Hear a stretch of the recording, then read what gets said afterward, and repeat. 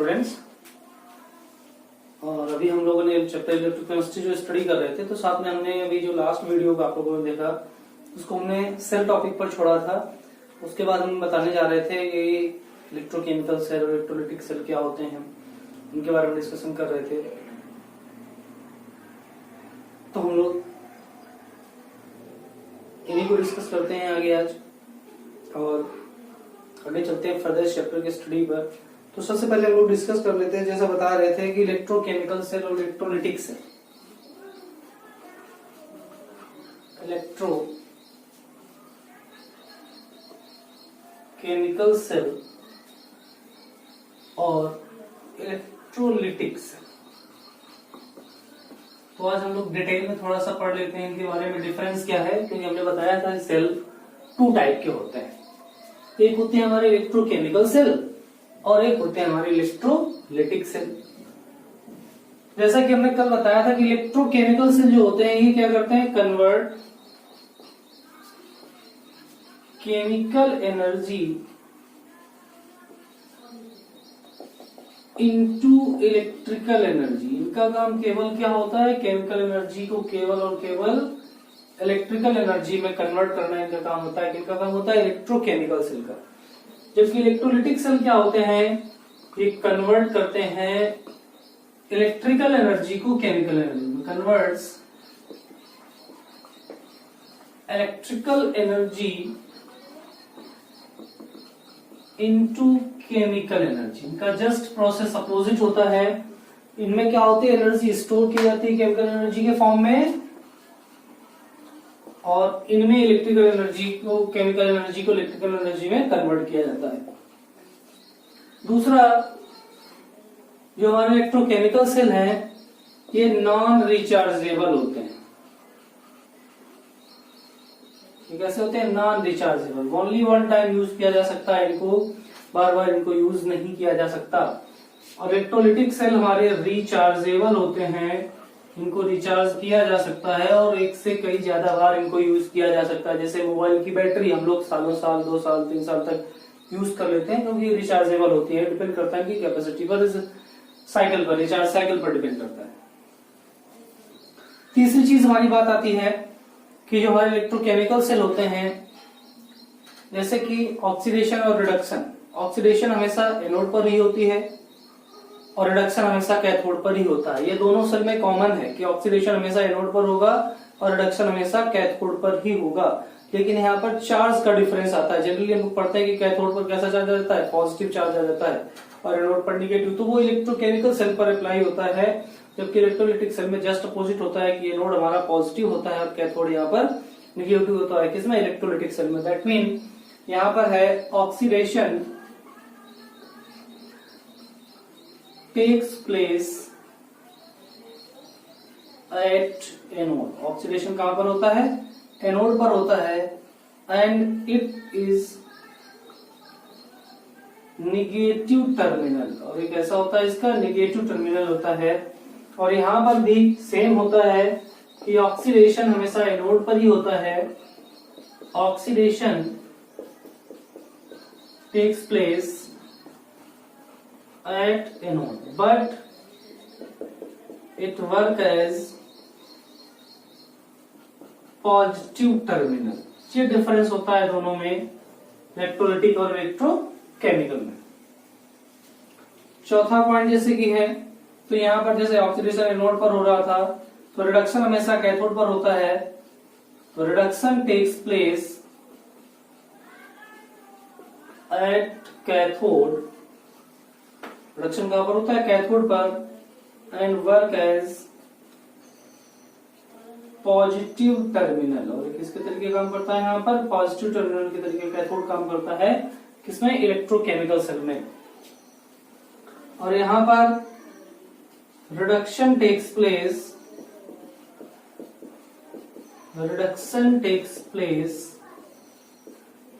Eight cathode. Reduction cathode में होता है, लेकिन but it work as negative terminal. किसके तरीके काम करता है, यहाँ पर निगेटिव टर्मिनल के तरीके से बिहेव करता है। नेक्स्ट थिंग की बात करें तो इलेक्ट्रोकेमिकल सेल में जो होता है हमें साल्ट ब्रिज की जरूरत होती है। मींस इन इलेक्ट्रोकेमिकल सेल,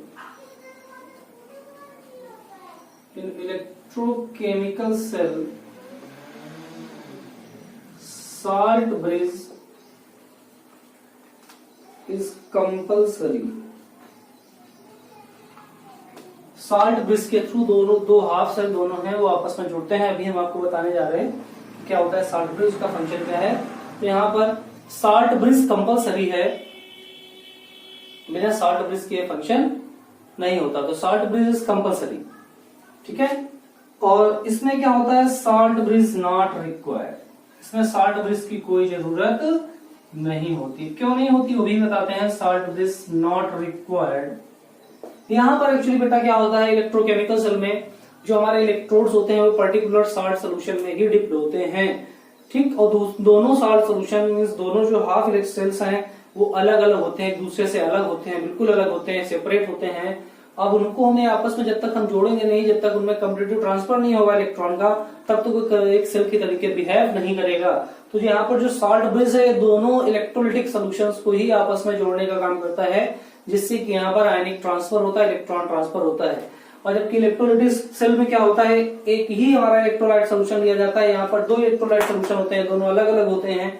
यहाँ पर एक ही इलेक्ट्रोलाइट सोल्यूशन लिया जाता है और जो हमारे इलेक्ट्रोड्स होते हैं वो डायरेक्टली, दोनों इलेक्ट्रोड्स हैं कैथोड और एनोड, वो दोनों ही उसी इलेक्ट्रोलाइट सोल्यूशन में डायरेक्टली जुड़े हुए रहते हैं। इलेक्ट्रोलाइट के डायरेक्ट कांटेक्ट में हमारे इलेक्ट्रोड्स रहते हैं। यहाँ डायरेक्ट कांटेक्ट में नहीं होते हैं, वो थ्रू साल्ट ब्रिज के थ्रू एक दूसरे के डायरेक्ट कांटेक्ट में होते हैं, तब सेल के तरीके बिहेव करते हैं।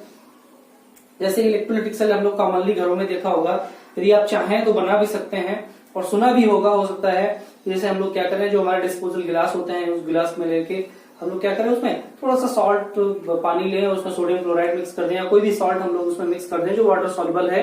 मिक्स करने के बाद अब उसमें क्या करें, हम दो इलेक्ट्रोड ले लें। क्या करें, दो इलेक्ट्रोड। और दो इलेक्ट्रोड कैसे, दोनों डिफरेंट मेटल्स के ले लें। एक मान लो हमने कॉपर का ले लिया और एक एल्यूमिनियम का ले लिया, उसमें डिप कर दें, उसमें से लो पोटेंशियल जनरेट होगा। तो उसमें छोटी सी हम या उसको गैल्वेनोमीटर से कनेक्ट करते हैं तो हमें डिफ्लेक्शन दिखाई देगा, वोल्टमीटर से कनेक्ट करते हैं और या फिर छोटी सी एलईडी है हमारी, अगर उससे कनेक्ट करते हैं तो वो हमारी क्या होती है, जलने लगती है। क्यों जलने लगती है, क्योंकि वो इलेक्ट्रोलाइटिक सोल्यूशन बन गया, डायरेक्टली उसमें हमने इलेक्ट्रोड्स में उसको पुट अप कर दिया था और दोनों इलेक्ट्रोड एक ही सोल्यूशन में डिप थे। अब अगर हमें उससे पोटेंशियल बढ़ाना है तो यही हम सीरीज ऑर्डर में जोड़ते चले जाएं तो पोटेंशियल और बढ़ जाता है। तो हमारे इलेक्ट्रोलाइटिक टाइप का सोल्यूशन, उसमें साल्ट ब्रिज की कोई जरूरत नहीं थी, क्योंकि दोनों इलेक्ट्रोड हमने डायरेक्टली एक ही सोल्यूशन में डिप कर दिए। तो इस तरह से हमारा काम चल जाता है और वो हमारे इलेक्ट्रोलाइटिक सेल के तरीके से काम करता है। तो एक एक्टिविटी करके आप देख सकते हैं कि दो डिस्पोजल, दो तीन या दो एक ही ले लें सफिशिएंट है, या दो तीन ले लें, पोटेंशियल हमें ज्यादा जनरेट करना है तो दो तीन गिलास ले लें और उनको हम सीरीज ऑर्डर में उनके इलेक्ट्रोड्स आपस में जोड़ते चले जाएं। सीरीज ऑर्डर में कैसे, जैसे हमने कॉपर और एल्यूमिनियम इलेक्ट्रोड लिया तो एक का कॉपर एक एल्यूमिनियम, एक का कॉपर एक एल्यूमिनियम, इस तरह से लास्ट में हमें जो इलेक्ट्रोड मिलेंगे एक कॉपर मिलेगा और एक एल्यूमिनियम मिल जाएगा। तो दो अलग अलग इलेक्ट्रोड्स मिल जाएंगे और उनका पोटेंशियल आसानी से डेवलप हो सकता है, ठीक है। तो पोटेंशियल आसानी से उसमें डेवलप होगा तो हम उसको एलईडी के थ्रू या किसी दूसरे इक्विपमेंट्स के थ्रू उसको आसानी से हम लोग मेजर कर लेते हैं। एलईडी जलने लगी वो हमें आसानी से दिख जाती है, ठीक है। तो इस तरह से एक्टिविटी कर सकते हैं हम लोग इलेक्ट्रोलाइटिक सेल की। और इलेक्ट्रोकेमिकल सेल के लिए इसी तरह से क्या होता है, आप दो कंटेनर ले लो, एक में सपोज दैट हमने कॉपर लिया तो कॉपर सल्फेट का सोल्यूशन ले लिया, एक में जिंक लिया तो जिंक सल्फेट का सोल्यूशन ले लिया। अब ये दोनों अगर सेपरेट रखे हैं तो ये एक हाफ सेल है, ये कंप्लीट सेल का काम नहीं करेंगे।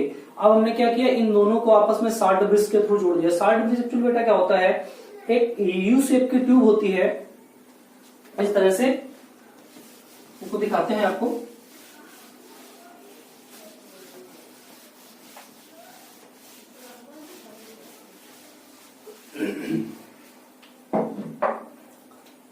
इस तरह से सपोज दैट अभी हम जो बता रहे थे, एक सोल्यूशन ये हमने किसका ले लिया, जिंक सल्फेट का, और इसमें हमने जिंक इलेक्ट्रोड का यूज कर लिया, और एक हमने इस तरह से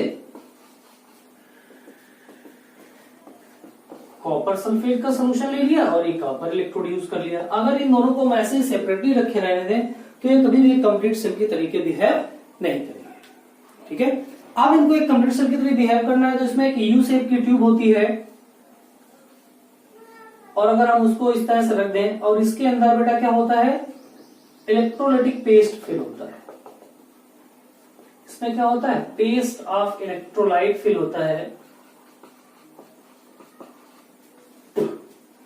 जैसे कि पोटेशियम क्लोराइड हो सकता है, अमोनियम क्लोराइड हो सकता है, अमोनियम हाइड्रोक्साइड भी हो सकता है, अगर अगर हो सकता है। तो इनका हम पेस्ट यहाँ पर फिल कर देते हैं, और जब फिल कर देते हैं तो दोनों सेल आपस में कनेक्ट हो गए, और कनेक्ट होने की वजह से इनके बीच में आयनिक ट्रांसफर होने लगा। तो इसी डिवाइस को हम बोलते हैं साल्ट ब्रिज। अब साल्ट क्योंकि इसमें साल्ट ही लिया गया है, पोटेशियम क्लोराइड या अमोनियम क्लोराइड लिया गया है, ब्रिज मतलब ये साल्ट्स के थ्रू दोनों को जोड़ने का काम कर रहा है, दैट इज साल्ट ब्रिज। इसके थ्रू दो हाफ सेल्स आपस में जुड़े हुए हैं, तो एक साल्ट ब्रिज का काम कर जाता है। अब दोनों हाफ से जुड़ गए तो एक हमारा ये इलेक्ट्रोकेमिकल सेल की तरीके से बिहेव करने लगे हैं, और इनसे पोटेंशियल जनरेट हो जाता है। जैसे लैब में हम लोग देखते हैं, फिजिक्स लैब में आप लोग देखोगे डैनियल सेल है, लेक्लॉन्से सेल है, तो वो हमारे इलेक्ट्रोकेमिकल सेल होते हैं, ठीक है।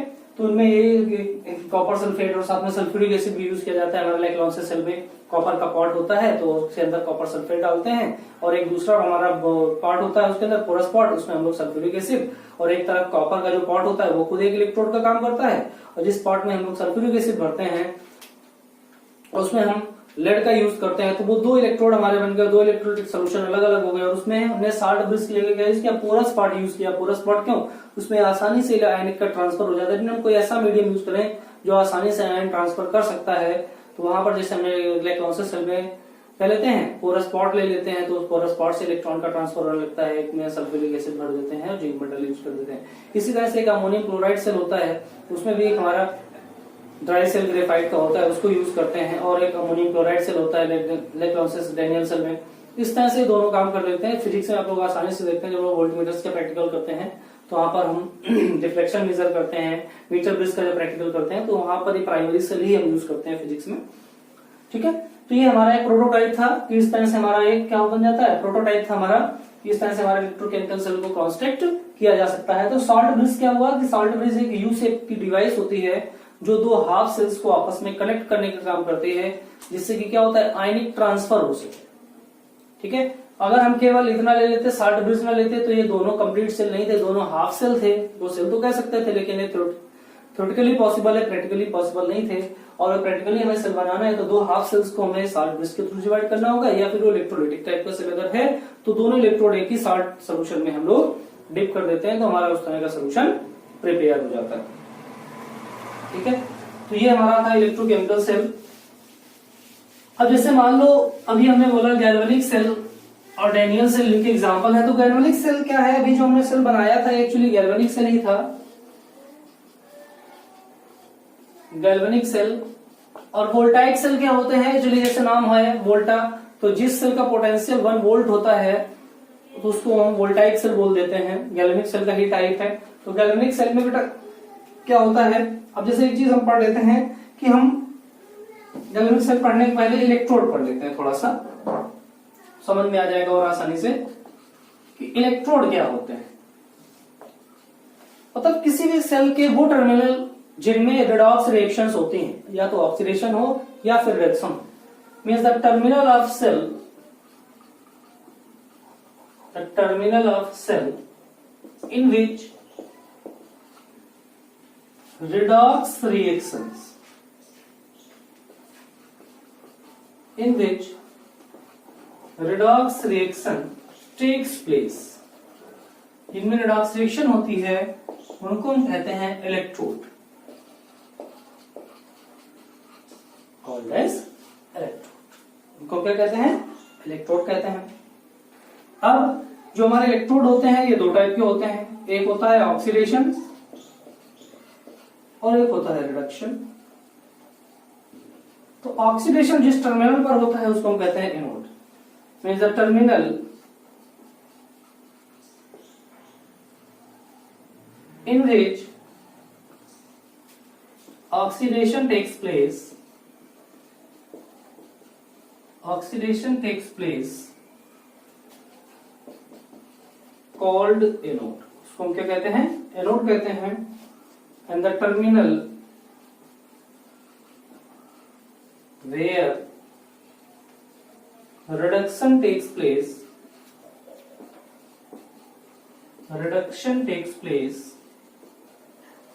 called cathode। इनको बेटा क्या कहते हैं, कैथोड। दैट मीन रिडक्शन हो रहा होगा, दैट मीन यहाँ से इलेक्ट्रॉन लूज हो रहे होंगे या इलेक्ट्रॉन गेन हो रहे होंगे। ये टर्मिनल हमारा इलेक्ट्रॉन गेन करने का काम करता है, ठीक है। और ये एनोड है, ऑक्सीडेशन हो रहा है, दैट मीन यहाँ पर इलेक्ट्रॉन लूज हो रहे होंगे। इसी वजह से इलेक्ट्रोलाइटिक केमिकल सेल में इलेक्ट्रॉन से लूज हो रहे हैं, मतलब ये इस पे इलेक्ट्रॉन ज्यादा है, नेगेटिव टर्मिनल बोला गया। और एक कैथोड है, इलेक्ट्रॉन गेन करने का काम कर रहा है, इस वजह से इसको पॉजिटिव टर्मिनल बोला गया यहाँ पर, क्योंकि इलेक्ट्रॉन गेन करता है नेगेटिव, ठीक है। तो एनोड है। अब जैसे अभी हमने आपको पढ़ाया तो इतनी बात समझ में आई, इलेक्ट्रोड क्या होते हैं, जिन टर्मिनल्स पर हमारा रिडॉक्स रिएक्शंस होती है, मींस या ऑक्सीडेशन या रिडक्शन हो रहा होता है, उनको हम इलेक्ट्रोड्स कहते हैं। और जिस इलेक्ट्रोड पर, जिस टर्मिनल पर हमारा ऑक्सीडेशन होता है उसको हम एनोड कहते हैं, और जिस टर्मिनल पर हमारा रिडक्शन होता है उसको हम कैथोड कहते हैं। थोड़ा सा और क्लियर कर लेते हैं कि किस टाइप के सेल में एनोड और कैथोड पर कैसा चार्ज होगा, वो पढ़ लेते हैं। तो इलेक्ट्रोकेमिकल सेल अभी हम फिलहाल पढ़ रहे हैं। तो इलेक्ट्रोकेमिकल सेल में बेटा क्या होता है, इलेक्ट्रोकेमिकल सेल, तो इलेक्ट्रोकेमिकल सेल में हमारा जो एनोड है, रिप्रेजेंटेशन उसका कैसे होता है, साथ साथ वो भी देख लेते हैं, एक साथ समझ लेते हैं। तो इलेक्ट्रोकेमिकल सेल में अब जैसे मान लो यही हमने गैल्वेनिक सेल बनाया था, तो इसमें क्या लिया था हमने, एक तरफ जिंक लिया था और एक तरफ जिंक सल्फेट लिया था, एक तरफ हमने कॉपर लिया था और एक तरफ हमने कॉपर सल्फेट, ये दो इलेक्ट्रोड बनाए थे। अब हम किसको इसमें एनोड कहेंगे, किसको हम कैथोड कहेंगे, किस बेसिस पर कहेंगे, और इसका रिप्रेजेंटेशन किस तरह से करेंगे, वो भी साथ साथ देखते हैं। तो इलेक्ट्रोकेमिकल सेल में बेटा हम रिप्रेजेंट करने के लिए LOAN एक वर्ड होता है हमारा लो, L for left, O for oxidation and A for anode and N for negative. मतलब हम लोग, ये हमारा बोर्ड है तो बोर्ड का लेफ्ट साइड हमारा इधर है और राइट साइड हमारा उस तरफ है। तो लेफ्ट साइड की तरफ हम कौन सी रिएक्शन लिखते हैं, ऑक्सीडेशन रिएक्शन लिखते हैं, और उसको हम एनोड कहते हैं, और चार्ज उस पर कैसा होगा, निगेटिव होगा। किसके लिए है, इलेक्ट्रोकेमिकल सेल के लिए हो रहा है। अगर इलेक्ट्रोलिटिक है तो केवल बदलेगा चार्ज, रिप्रेजेंटेशन का तरीका नहीं बदलेगा। याद रखना है कि इलेक्ट्रोकेमिकल सेल में तो ये जिस तरह का रिप्रेजेंटेशन किया गया है सेम रहेगा, लेकिन इलेक्ट्रोलिटिक सेल में क्या बदलेगा, केवल और केवल चार्ज बदलेगा, बाकी रिप्रेजेंटेशन का तरीका सेम रहेगा। किसमें सेम रहेगा, इलेक्ट्रोलिटिक सोल्यूशन में बदलेगा क्या, केवल इलेक्ट्रोलिटिक में चार्ज बदलेगा, ठीक है। और अगर हमारा जिस पर रिडक्शन हो रहा है तो उसके लिए RRCP, R for right side पे लिखेंगे। दूसरा R का मतलब है रिडक्शन हो रहा होगा जिस पर, C फॉर कैथोड होगा, एंड P फॉर उस पर चार्ज कैसा होगा, पॉजिटिव होगा। दैट मीन इलेक्ट्रोकेमिकल सेल में जिस इलेक्ट्रोड पर ऑक्सीडेशन होता है उसको हम लोग लेफ्ट साइड पे लिखते हैं और वो एनोड कहलाता है, और जिस इलेक्ट्रोड पर हमारा रिडक्शन हो रहा होता है उसको राइट साइड पे लिखते हैं, दैट मीन साइड पे लिखेंगे, और वो कैथोड के तरीके वर्क करता है और उस पर पॉजिटिव चार्ज होता है। अब मैं बताती हूँ इस एनोड रिएक्शन और कैथोड रिएक्शन को सेपरेट करने के लिए हम क्या लेते हैं, मीन साल्ट ब्रिज को रिप्रेजेंट करने के लिए, तो ये डबल स्लैश जो साइन हमारा होता है ये रिप्रेजेंट करता है हमारा सॉल्ट ब्रिज को, इसको रिप्रेजेंट करता है सॉल्ट ब्रिज को। और एनोड रिएक्शन में जैसे सपोज दैट Zn से हमारा Zn प्लस बना था, Zn प्लस प्लस बना था, तो ये जो है ये रिप्रेजेंट करता है इलेक्ट्रोड को। किसको रिप्रेजेंट करता है, इलेक्ट्रोड को। दैट मीन सिंगल लाइन हमारी जो है वो इलेक्ट्रोड को रिप्रेजेंट करती है, दैट मीन जिंक इलेक्ट्रोड या एनोड होता।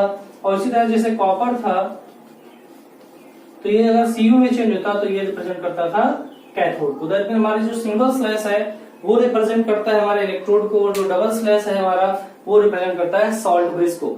और वहीं पर अगर हमें इन आयंस की कंसंट्रेशन लिखनी होती है, जैसे यहाँ पर Zn से जिंक प्लस आयन बना तो कितना बना, तो उनकी कंसंट्रेशन को हम स्मॉल ब्रैकेट में डिनोट करते हैं। मींस स्मॉल ब्रैकेट में क्या लिखते हैं हम लोग, means concentration written inside the small bracket, हम लोग किसमें लिखते हैं इनको, स्मॉल ब्रैकेट में। तो इस तरह से रिप्रेजेंटेशन था। अब जैसे मान लेते हैं हम लोग इस सेल का रिप्रेजेंटेशन करें तो यहाँ पर जिंक का जो इलेक्ट्रोड पोटेंशियल होता है वो कॉपर से कहीं ज्यादा होता है, मतलब ज्यादा निगेटिव होता है जिंक, कॉपर से ज्यादा रिएक्टिव होता है zinc.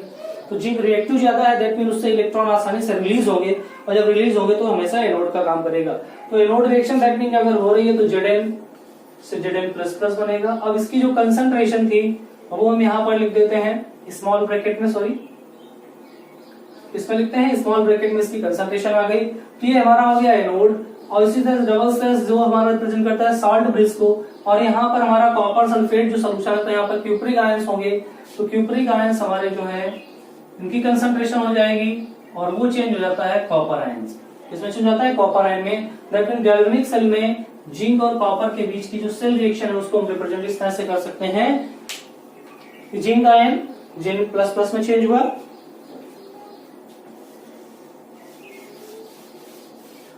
Zinc ion zinc plus plus में चेंज हुआ, तो उसकी जो कंसंट्रेशन हुई हमने स्मॉल ब्रैकेट में। तो ये देखो लेफ्ट साइड में लिखा है, तो ये इतना पार्ट जो है हमारा ये वर्क करेगा, एनोड का वर्क करेगा।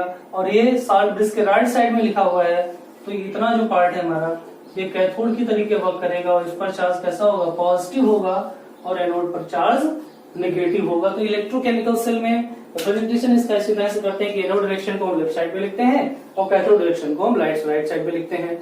और दोनों एनोड और कैथोड जो टर्मिनल है वो साल्ट ब्रिज के sign that mean double slash से पैरेलल लाइन से सेपरेट रहते हैं। और जो सिंगल लाइन है ये रिप्रेजेंट करती है यहाँ पर इलेक्ट्रोड को रिप्रेजेंट कर रही होती है, दैट मीन एनोड इलेक्ट्रोड को रिप्रेजेंट कर रही है और ये कैथोड इलेक्ट्रोड को रिप्रेजेंट कर रही है। तो इस तरह से इनका रिप्रेजेंटेशन कर लेते हैं। दैट मीन गैल्वेनिक सेल अगर हमने लिया है जिंक सल्फेट और कॉपर सल्फेट से बना हुआ है, तो उसकी जो हमारी कंप्लीट उसका इलेक्ट्रोकेमिकल रिप्रेजेंटेशन होगा वो इस तरह से रिप्रेजेंट होता है। जबकि सेल रिएक्शन क्या हो रही होती है, सेल रिएक्शन में होता क्या है कि जो हमारा Zn है वो चेंज होता है Zn प्लस प्लस में, और 2 इलेक्ट्रॉन हमारा रिलीज कर रहा होता है, ये एनोड पर रिएक्शन हो रही होती है।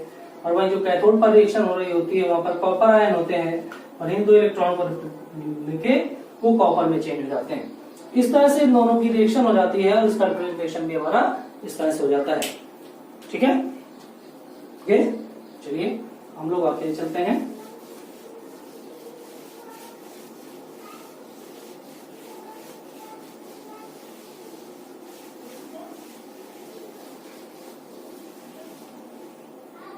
अब बात आती है कि अगर जिंक इलेक्ट्रोड है, गैल्वेनिक सेल है, तो इनमें जो इलेक्ट्रोड पोटेंशियल जनरेट होता है उस इलेक्ट्रोड पोटेंशियल को हम लोग कैसे मेजर करते हैं, कैसे कैलकुलेट करते हैं। तो सबसे पहले हम लोग बात कर लेते हैं कि इलेक्ट्रोड पोटेंशियल होता क्या है।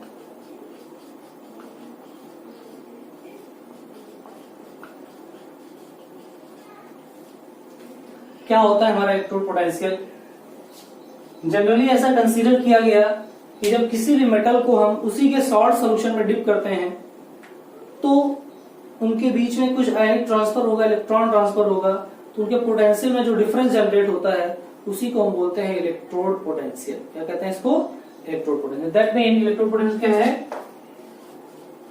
व्हेन अ मेटल रॉड और metal electrode placed or dipped in its, उसी के साल्ट सॉल्यूशन में डिप करते हैं, salt solution, some potential difference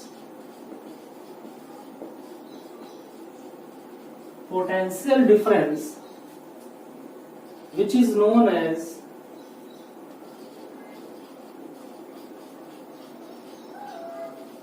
electrode potential.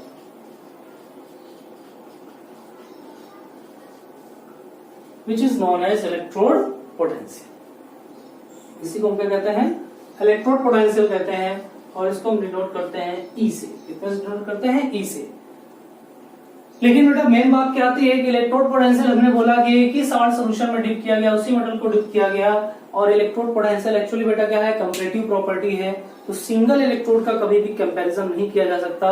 और ये भी हमने बताया था कि सिंगल इलेक्ट्रोड के साथ ना तो रिडॉक्स प्रोसेस हमारा पॉसिबल नहीं है, मींस वहां पर केवल या तो ऑक्सीडेशन होगा या फिर रिडक्शन, और ऐसा प्रोसेस हमारा पॉसिबल नहीं है। बिहेवियर में ऐसा पॉसिबल नहीं है। जब पॉसिबल नहीं है तो फिर इसके लिए क्या करना है? तो उसके लिए फिर बेटा क्या किया जाता है? तो रेफरेंस इलेक्ट्रोड बनाया जाता है और उस रेफरेंस इलेक्ट्रोड के थ्रू इलेक्ट्रोड पोटेंशियल को मेजर किया जाता है। दैट मींस सिंगल इलेक्ट्रोड का इलेक्ट्रोड पोटेंशियल मेजर कर पाना हमारे लिए पॉसिबल नहीं था। क्यों नहीं था? क्योंकि ये कंपैरिजन प्रॉपर्टी है। क्या कभी भी अकेले आदमी का कंपैरिजन हो सकता है? यदि आप ही का कंपैरिजन किया जाए कि आप 12th स्टैंडर्ड पढ़ रहे हैं, आपको कितना आता है केवल आप बताओ, तो आप अपने आप से नहीं बता सकते। इसके लिए आपको क्या किया जाएगा?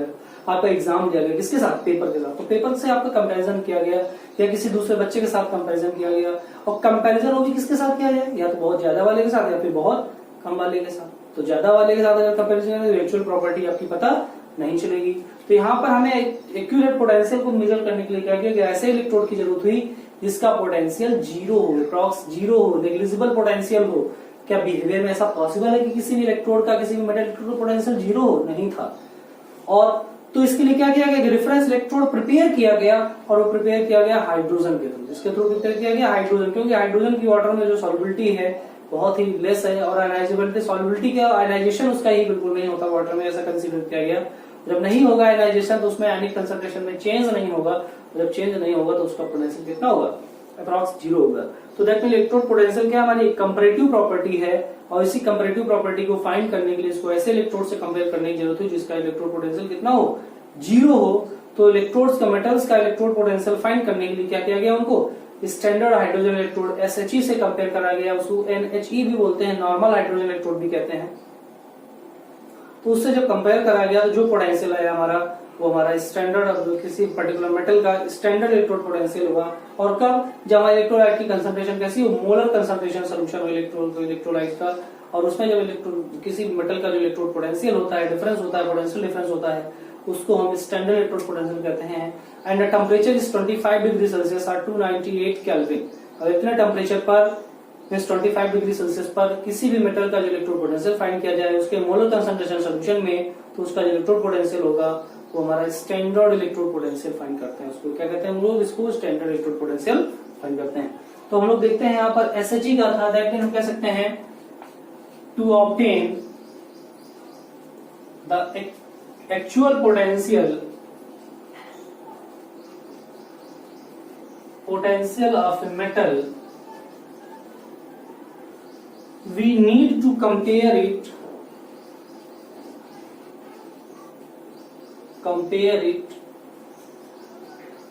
an electrode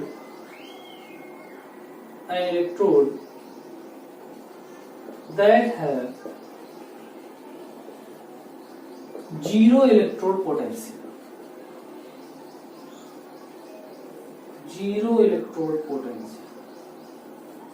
जिसका इलेक्ट्रोड पोटेंशियल कितना हो, जीरो लिए हो, फॉर दिस SHE और NHE। SHE standard hydrogen electrode, NHE normal hydrogen electrode इसके लिए लिया गया। तो हम लोग देखते हैं SHE होता क्या है और नॉर्मल हाइड्रोजन इलेक्ट्रोड होता क्या है, किस तरह से इसको कैलकुलेट किया गया।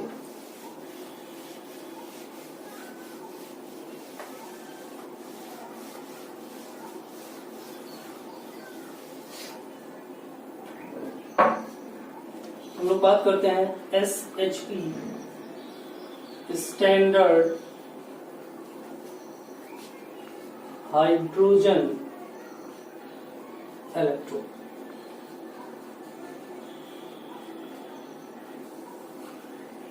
बेटा इसके लिए देखो क्या किया गया, स्टैंडर्ड हाइड्रोजन इलेक्ट्रोड क्यों लिया गया, क्योंकि उसका इलेक्ट्रोड पोटेंशियल ऑलमोस्ट जीरो था। और जब इससे भी हम किसी भी मेटल इलेक्ट्रोड को कंपेयर कराते हैं तो इसका हमें एक्चुअल इलेक्ट्रोड पोटेंशियल हमें उस पर्टिकुलर मेटल का हमें फाइंड होता है। तो देखो कैसे इसको कंपेयर किया गया, कैसे इसको बनाया गया। इस तरह से एक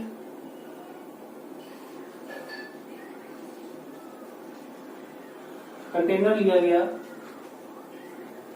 और इस कंटेनर में एक इस तरह से ट्यूब रखी गई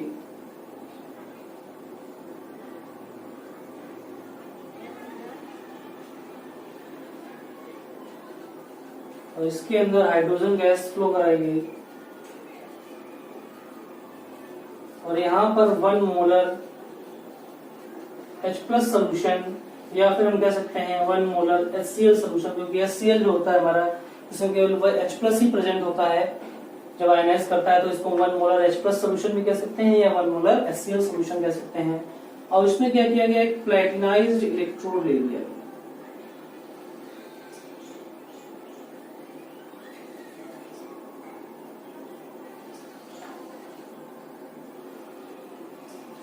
क्या किया गया, इसमें प्लेटिनाइज्ड इलेक्ट्रोड लिया गया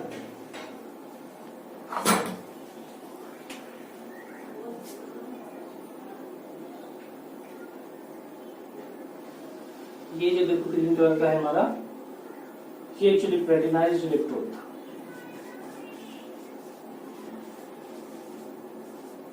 प्लेटिनाइज्ड इलेक्ट्रोड मतलब इसमें प्लेटिनम की लेयरिंग थी, प्लेटिनम ब्लैक कर लिया गया और यहाँ पर हाइड्रोजन गैस जो फ्लो कराई गई वो 1 एटमॉस्फेरिक प्रेशर के साथ, नॉर्मल प्रेशर के साथ इसके अंदर हाइड्रोजन गैस को फ्लो कराया गया। जब फ्लो कराया गया तो ऐसा कंसीडर किया गया कि इसमें वाटर में डिसॉल्व हो गई होगी, तो कुछ पोटेंशियल डिफरेंस जनरेट हुआ होगा, तो इस तरह से ये इलेक्ट्रोड का काम करने लगा। अब ये जो हमारा प्लेटिनाइज्ड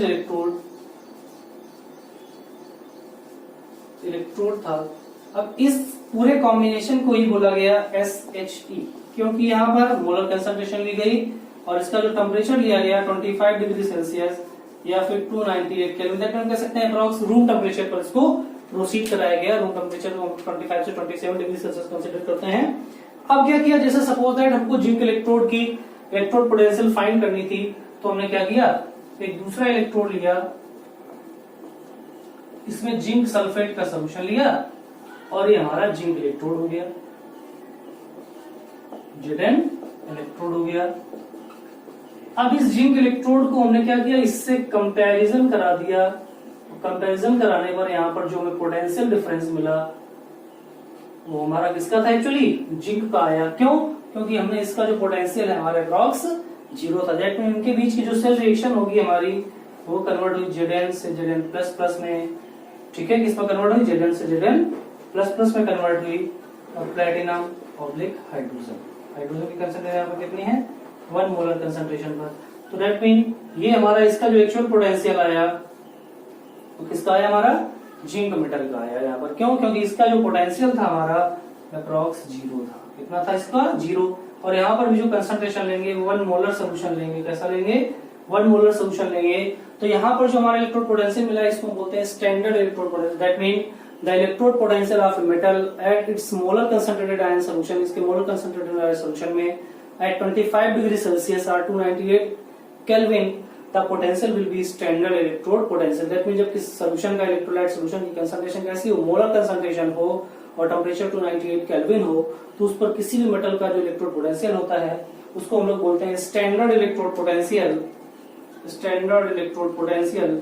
और इसको हम लोग डिनोट करते हैं E0 से, इसे नोट करते हैं E0 से। और E0 हमारा जो एक्चुअली होता है ये कैथोड माइनस एनोड। कैसे फाइंड करते हैं, कैथोड माइनस एनोड, कैथोड का पोटेंशियल और एनोड का पोटेंशियल अगर जो होता है उसको माइनस करके फाइंड करेंगे। फिर E0 इक्वल टू हो जाता है हमारा E0 of cathode minus E0 of anode. ये हमारा स्टैंडर्ड इलेक्ट्रोड पोटेंशियल इस तरह से भी हम लोग फाइंड कर सकते हैं, या फिर यहाँ से जो हमारा पोटेंशियल कैलकुलेट किया गया है ये भी हमारा एक स्टैंडर्ड इलेक्ट्रोड पोटेंशियल होता है।